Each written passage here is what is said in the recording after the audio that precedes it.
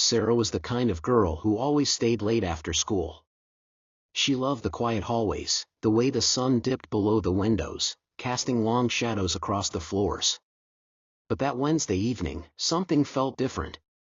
Her last class had ended an hour ago, and the school was nearly empty. She gathered her books and headed toward the exit, her footsteps echoing through the silent halls. The air was heavy, and every corner seemed darker than usual. As she passed by the gym, she heard it, a faint whisper. She stopped. The sound was soft, almost like someone calling her name. Sarah. She turned, but no one was there. The gym doors stood slightly open, shadows pooling behind them. She knew she should leave, but curiosity pulled her closer. She pushed the door open and stepped inside. The gym was empty. The only light came from a single window, its rays barely cutting through the gloom. The room felt cold.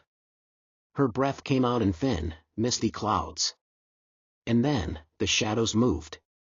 It started in the far corner, a shape darker than the rest. It shifted, stretching along the wall, slithering across the floor. Sarah's heart pounded.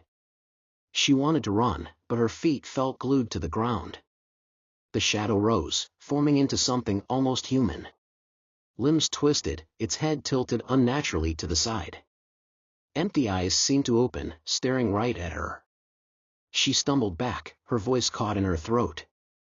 The shadow crept closer, its form stretching, distorting. The room seemed to close in around her, walls bending, the light dimming. Sarah turned and ran. The door seemed miles away.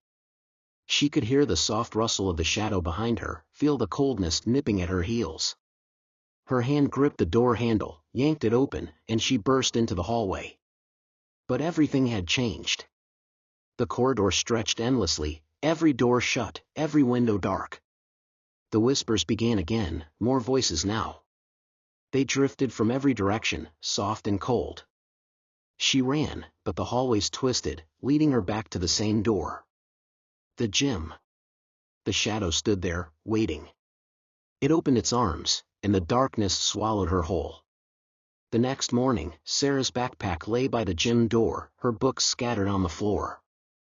The school bell rang, students filled the halls, but no one noticed the shadow that lingered at the edge of the light. Waiting. Waiting for the next one.